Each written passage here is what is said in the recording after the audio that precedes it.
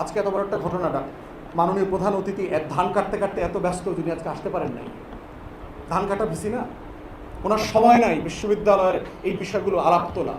এবং এই হিন্দুত্ববাদী শিক্ষকরাই বিশ্ববিদ্যালয়ের রিসার্চের জন্য বাজেট দেয় না, পরিকল্পিতভাবে দেয় না। কারণ তারা এখানকার শিক্ষার্থীদেরকে গোলাম কর্মচারী হিসাবে ভবিষ্যতের জন্য প্রডিউস করতে চায়। ও দুবাই যাবে, ও সৌদি আরব যাবে, ও ও কাতারে গিয়া কর্মচারীর কাজ করবে। ও যেন ইন্ডাস্ট্রিয়ালিস্ট না হইতে পারে, ম্যানুফ্যাকচারার না হইতে পারে, গবেষক হইতে না পারে, ও যেন নোবেল পুরস্কার না আনতে পারে, ও যেন দুনিয়া বদলায় দিতে না পারে। এইরকম গোলাম ছাত্রছাত্রী আমি এখান থেকে প্রডিউস করব। কাগজ দিব, চোতা দিব, কিন্তু ওই চোতার ভিতরে কোনো দক্ষতা থাকবে না, শুধু থাকবে বেকারত্বের অভিশাপ। পরিকল্পিতভাবে আমাদের শিক্ষা ব্যবস্থাকে ধ্বংস করে দিচ্ছে এই হিন্দুত্ববাদী শিক্ষকরা, যারা আপাত মস্তক চরিত্র হচ্ছে এক একটা হেমন্ত এবং শুভেন্দু অধিকারী, যাদের এই ইতিহাসের সাথে কোনো কানেকশন নাই, যারা আসলে ইতিহাসের এই লড়াইটা বোঝে না যে বিশ্ববিদ্যালয়টা আসলে কিসের লড়াই। তাহলে আজকে শিক্ষার্থীদেরকে, তরুণদেরকে এই প্রশ্নটা করতে হবে যে লড়াইয়ের মধ্য দিয়ে, যেই হারিয়ে যাওয়া গৌরবকে পুনরুদ্ধার করবার জন্য শত শত বছরের সংগ্রাম, ত্যাগ, হাজার হাজার শহীদের রক্তের পরে একটা বিশ্ববিদ্যালয় হচ্ছে, সেই বিশ্ববিদ্যালয়টা আমার আগামী দিনকে রিফ্লেক্ট করবে কিনা, আগামী দিনের লড়াইটাকে বাঁচায় রাখতে পারবে কিনা। আমার সম্মানিত শিক্ষক, আসসালামু আলাইকুম। বাংলার ইতিহাসে ঢাকা বিশ্ববিদ্যালয়ের আলোচনা তুলতে হলে এটা কোনোভাবেই কলোনিয়াল হিস্ট্রি থেকে কোনোভাবে আলাদা করা যাবে না।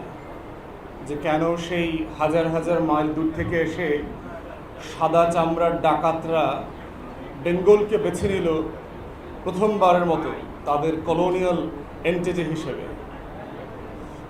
1600-এ আপনারা জানেন যে ইস্ট ইন্ডিয়া কোম্পানির কথা এখানে মাসুম ভাইয়ের প্রবন্ধে আলমগীর ভাই সবাই বলেছেন, আপা বলেছেন যে কেন 1600 সালে লন্ডন স্টক এক্সচেঞ্জে ইস্ট ইন্ডিয়া কোম্পানি নামে একটা কোম্পানি তৈরি হয়েছে।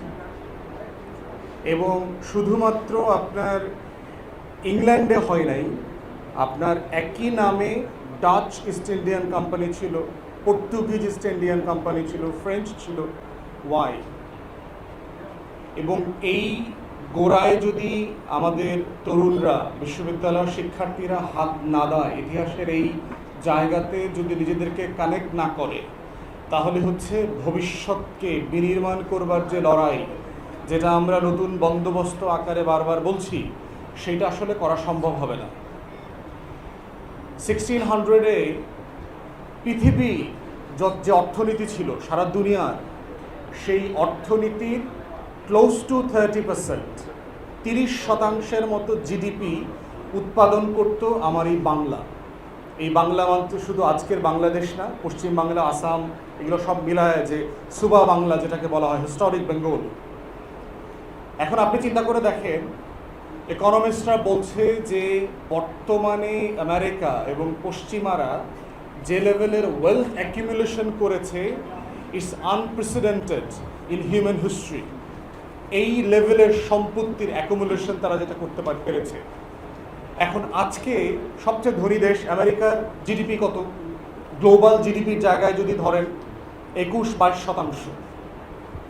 মানে মানব সভ্যতার ইতিহাসে সবচেয়ে বড় অর্থনীতির সাইজ এই 2025 সালের যে গ্লোবাল জিডিপি, সেখানে আজকে নাম্বার 1 ইকোনমির আপনার জিডিপির সাইজ হচ্ছে গ্লোবাল স্ট্রেংথে 21-22%। চায়না এর পরে আছে 17-19%, 20%, এরকম কাছাকাছি একটা জায়গাতে। তাহলে আপনারা চিন্তা করে দেখেন যে আমরা 1600 সালে আমার বেঙ্গলের জিডিপি ছিল গ্লোবাল ওয়েলথের 30%। তাহলে এখন বুঝতে পারছেন সাদা চামড়ার চোর ডাকাতগুলো কেন ইস্ট ইন্ডিয়া কোম্পানি বানিয়েছে। এবং ইউরোপের এক দেশে না, সব দেশে। এবং এই চোরেরা কিন্তু আবার ইন্ডিয়া দেশে যুদ্ধ করতো, নিজেরা যুদ্ধ করতো। ফ্রেঞ্চ, পর্তুগিজ, ডাচ, ইংলিশ সবাই মিলে নিজেরা যুদ্ধ করছে আমার এই সোনার বাংলার যে সোনার খনি ছিল, সেই খনির দখল নেবার জন্য। তাহলে এখন এই সম্পত্তির আলোচনাটা এই কারণে গুরুত্বপূর্ণ, দুইটা জিনিস বোঝা, যে বাঙালি মুসলমানের যে জাগরণের প্রশ্ন আসছে। তাহলে তখন তো আমরা তো মুসলমান ছিলাম তো এলাকায়, আমরা তো সাডেনলি হুট করে আইসা তো এখানে মানে বিদেশ থেকে ওই ইস্ট ইন্ডিয়া কোম্পানির জাহাজে করে তো আসি নাই, আমরা তো মুসলমানই ছিলাম ওইখানে, এই অঞ্চলে মেজরিটি তখনও মুসলমান ছিল। তাহলে এখানে কিছু একটা তো ছিল, মানে আমার শুধু অর্থনীতি ছিল, আমার কি তাহলে সভ্যতা ছিল না, আমার জ্ঞান বিজ্ঞান ছিল না? আমার যদি অনেক টাকা থাকে, আমার দেখবেন একটা অ্যাকাউন্টেন্ট, দেখবেন আপনি যদি খাতুনগঞ্জে যান, চিরঙে রিয়াজউদ্দিন বাজারে যান, বলা হয় যে লুঙ্গির ভিতরে শত শত কোটি টাকার মালিক তারা। বন্যা হয়েছে, পানিতে ডুবে গেছে, খাতুনগঞ্জের বাজারে বস্তা ভরা ভরা টাকা পানিতে ভাসতেছে। এখন সেই মানুষটার কিন্তু একটা অ্যাকাউন্টেন্ট আছে দেখবেন। অর্থ থাকা মানে হচ্ছে আপনার একটু আইনজীবী থাকতে হবে, আপনার একজন অ্যাকাউন্টেন্ট থাকতে হবে, আপনার ক্যাশিয়ার থাকতে হবে, এবং আপনার একটা কর্মচারী বলয় থাকতে হবে। তো আমার এখানে ইন্ডাস্ট্রি ছিল, আমার এখানে অর্থনীতি ছিল, তাহলে আমার অর্থনীতির জন্য কি আমার এখানে জ্ঞান বিজ্ঞান ছিল না? আজকে লন্ডনের বয়স এবং ঢাকার বয়স তো সমান। জাহাঙ্গীরের সময় তো এটা ক্যাপিটাল ছিল, রাজধানী ছিল। তো রাজধানী কি বনে জঙ্গলে গিয়ে কেউ রাজধানী বানায়? মুঘল এম্পায়ার আইসা যে ঢাকাকে রাজধানী বানাইল, রাজধানী বানানোর একটা ন্যূনতম অর্থনৈতিক, সামাজিক, সভ্যতাগত একটা কাঠামো থাকতে হবে, একটা মিডল ক্লাস থাকতে হবে তো শহরে। তা না হলে তো আপনি রাজধানী বানাইতে পারবেন না। আপনি গিয়ে তো ভোলাকে রাজধানী বানাইতে পারবেন না, কারণ ওইখানে গ্যাস আছে। আপনি কক্সবাজারকে গিয়ে তো রাজধানী বানাইতে পারবেন না, কারণ ওখানে সমুদ্র সৈকত আছে। অতএব রাজধানী কেন বানিয়েছে মুঘল এম্পায়ার, এটার সাথে অর্থের সম্পর্ক আছে, এবং আমার সিভিলাইজেশনাল, আমার সভ্যতাগত ভ্যালু সিস্টেমের কানেকশন আছে। তো সাডেনলি 1600 শতাব্দীতে 1700 শতাব্দীতে আমি এত ধনী ছিলাম, এবং শুধু ধনাঢ্যতা তো শুধু টাকার ধনাঢ্যতা না। মসলিনের গল্প আমরা শুনেছি, যেই মসলিনের কথা বলা হয়েছে যে আপনার একটা নিডলের মধ্য দিয়ে, একটা সুইয়ের মধ্য দিয়ে একটা 10 হাত 12 হাতের একটা কাপড় বের করে নেওয়া যাবে। যেই মুসলিম ছাড়া ইউরোপের রাজা বাদশাদের ছেলেমেয়েরা বিয়ে করতো না। প্রিন্সরা অর্ডার দিত, রাজকন্যার বিয়ে হবে 6 মাস 8 মাস 11 মাস আগে ইন্ডিয়াতে, বেঙ্গলে অর্ডার করা হইতো যে আমার মসলিন লাগবে, এখানে ইন্ডিয়ান স্পাইস লাগবে যেটা দিয়ে ওখানে রান্না হবে। বেঙ্গল আর্টিজান ছিল, ক্রাফটসম্যান ছিল এখানে। তাহলে আমার শুধু মসলিন ছিল, কিন্তু মসলিন বানানোর লোক ছিল না। তাহলে আমার কি এখানে কি মসলিনের ইন্ডাস্ট্রি ছিল না? আমার শিপ ছিল যেটাতে করে যুদ্ধ জাহাজ বানানো হতো। আজকে আপনারা দেখেছেন যে চিটাগংয়ে জাহাজ ভাঙার ব্রেকিং ইন্ডাস্ট্রি ডেভেলপ করেছে, নতুন করে জাহাজ বানানো হচ্ছে শিপইয়ার্ডগুলোতে।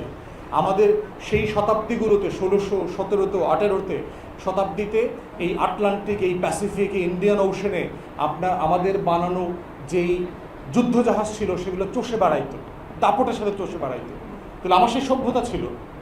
তাহলে সাডেনলি কি হইল? ব্রিটিশরা আসার পরে সাডেনলি আমরা কেন বর্বর হয়ে গেলাম? আপনি দেখবেন যে যখনই মধ্যযুগের আলোচনাটা আসে, মধ্যযুগ ইতিহাসে শব্দটা এমনভাবে বলে যে মুসলমানি শাসন ব্যবস্থাটাই ছিল মধ্যযুগ, মধ্যযুগ ছিল বর্বর। এখানে কোনোদিন সূর্য উঠতো না, সবসময় খালি অন্ধকার থাকতো, আমরা মোমবাতি দিয়া খালি খাইতাম আর ঘুমাইতাম, আর কিছু ছিল না এখানে। তাহলে 27 আমরা চোর ডাকাতরা এখানে আসলো কেন? চোর ডাকাত আসছে মানে তো বাড়িতে সম্পত্তি আছে। কোন বাড়িতে চুরি হয়? বস্তিতে চুরি হয় শুনছেন কখনো? গরিবের বাড়িতে চুরি হয়, রাজ পরিবারের বাড়িতে চুরি হয় যেখানে সোনা আছে। তো সেই চুরিটা কেন হইলো? আমরা সাডেনলি কেন গরিব হয়ে গেলাম?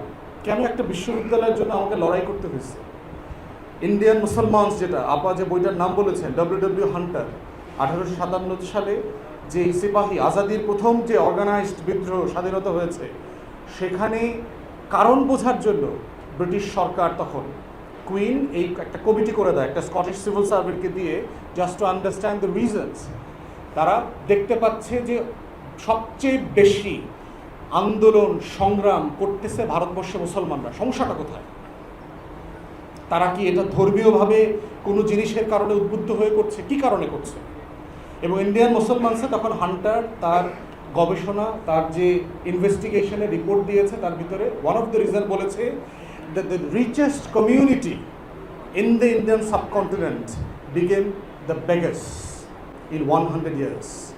ব্রিটিশ ইস্ট ইন্ডিয়া কোম্পানির শাসনের কারণে 1757 থেকে 1857 ভিতরে যারা একসময় অ্যাফ্লুয়েন্ট মিডল ক্লাস ছিল, ধনী ছিল, সেই মানুষগুলোর বাড়িতে বাড়িতে আজকে দুর্ভিক্ষ হয়েছে।